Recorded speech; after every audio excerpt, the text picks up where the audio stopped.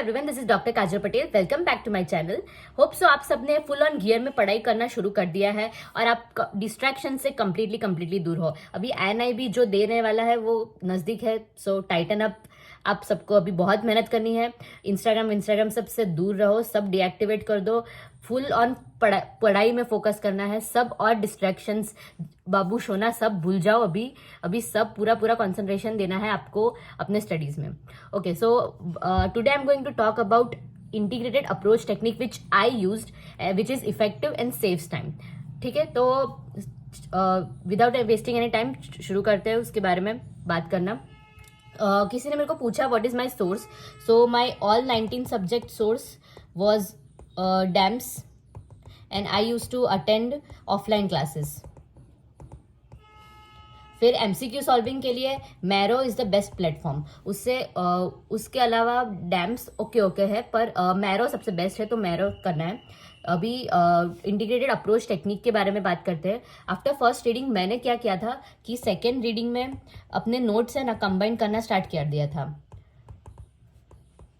For example देखो, anatomy है तो रिलेटेड एनाटॉमी टॉपिक्स आप उसके रिस्पेक्टिव सब्जेक्ट्स में ऐड कर सकते हो। जैसे सर्जरी है, END है, जिसमें एनाटॉमी यूज हो रहा है तो उसमें ऐड कर सकते हो। एक एग्जाम्पल के लिए मैंने अपना फोटो रखा है कि ये मेरा सर्जरी का नोट्स है जिसमें ऑलरेडी एनाटॉमी लिखाया हुआ था, तो कुछ एक्स्ट्रा पॉइंट्स था जैसे कार्डिनल फीचर्स है फॉर कोलोनोरेक्टम, तो वो नहीं लिखा था सर्जरी में, और कोर एनाटॉमी में लिखाया था, तो वो वहां से उठाकर मैंने इधर स्टिकी नोट्स ऐसा पेस्ट कर दिया, और जो कोर एनाटॉमी का वो जो पूरा टॉपिक था वो पूरा एलिमिनेट कर दिया, ताकि क्या होता है कि नेक्स्ट टाइम जब मैं एनाटॉमी रीड करूँ तो वो टॉपिक मेरे को रीड करने की जरूरत नहीं है, वो टॉपिक में सर्जरी करूंगी तो उसमें आ जाएगा।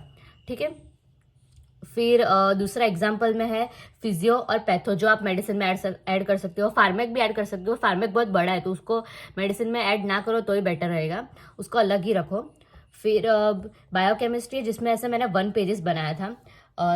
फॉर एग्जाम्पल देखो, बायोकेमिस्ट्री में मेटाबॉलिज्म और उसके रिलेटेड डिसऑर्डर्स है, वो सबसे ज़्यादा इंपॉर्टेंट है। ठीक है, तो ये मेरा एक एग्जाम्पल है कि अमीनो एसिड कैटाबॉलिज्म का जो पूरा टॉपिक है वो मैंने ऐसे 1 पेज में कंबाइन कर दिया था। जैसे ट्रांसअमाइनेशन हो गया, ऑक्सीडेटिव डीअमाइनेशन हो गया और यूरिया साइकिल पूरा 1 पेज में हो गया। फिर यूरिया साइकिल को ऐसा लिखा, फॉर एग्जाम्पल देखो CO2 + NH3 है, तो वो कार्बामेल फॉस्फेट में कन्वर्ट होता है with the help of CPS1। ठीक है, तो अभी CPS1 की जो डेफिशिएंसी है उसके वजह से जो डिसऑर्डर होता है वो इधर साइड में लिख दिया। ऐसा करके क्या हुआ कि मैंने 3 टॉपिक्स एक साथ में 1 पेज में ही ऐड कर दिए, तो वो नेक्स्ट टाइम जब आप रीड करोगे तो कम टाइम में पूरा टॉपिक हो जाएगा। ठीक है, तो ये एक अनदर एग्जाम्पल है। दूसरे एग्जाम्पल्स में है FM टॉक्सिकोलॉजी, जैसे हीरोइन हो गया, कोकेन हो गया, सब दूसरे पॉइजन्स हो गए, और साइकी ड्रग अब्यूज में भी शायद वो सब आता है, वो हीरोइन, कोकेन और वो सब। तो अल्कोहल ड्रग अब्यूज है, वो सब एक जगह पे कंबाइन कर देना है। फिर साइकी ड्रग्स है जो आप फार्मेक CNS में से पढ़ सकते हो, और शायद कोई ऐसे कोर्स साइकी में से अगर कुछ टॉपिक्स है जो फार्मेक CNS में नहीं लिखा है तो उधर जाके ऐड कर दो। फिर एनेस्थेशिया ड्रग्स है, वो भी फार्मेक में से करना है। अगर कुछ एक्स्ट्रा ड्रग्स एनेस्थेशिया में है तो वो कोर एनेस्थेशिया में से करना है, पर बने उतना हो सके उतना कंबाइन कर देना है। ठीक है, फिर थर्ड रीडिंग में क्या करना है कि टॉपिक वाइज जाना है। फॉर एग्जाम्पल CVS है, ठीक है, तो सबसे पहले फिजियो करो CVS का, फिर पैथो करो, फिर फार्मेक करो, और लास्ट में मेडिसिन करो।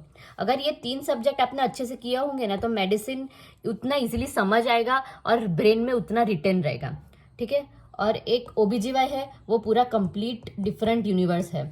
ठीक है, तो उसको किसी के साथ कंबाइन नहीं कर सकते, उसको अलग ही रखना है। और बहुत ज़्यादा स्कोरिंग सब्जेक्ट OBGY, उसको अच्छे से पढ़ना है, उसको इक्वली टाइम देना है दूसरे मेजर सब्जेक्ट जैसे मेडिसिन सर्जरी, और उस मेडिसिन सर्जरी से ज़्यादा स्कोरिंग भी है, तो मेजॉरिटी फोकस OBGY में रखोगे तो भी ठीक है। तो ये था एक इंटीग्रेटेड अप्रोच टेक्निक जो मैंने यूज़ किया था, और आप भी यूज़ कर सकते हो। और लेट मी नो अगर आपको ये हेल्पफुल रहेगा तो। ठीक है, and stay tune for more videos. Obviously थोड़ा बहुत पोस्ट करूँगी आगे नीट के रिलेटेड। तो all the best guys, till then.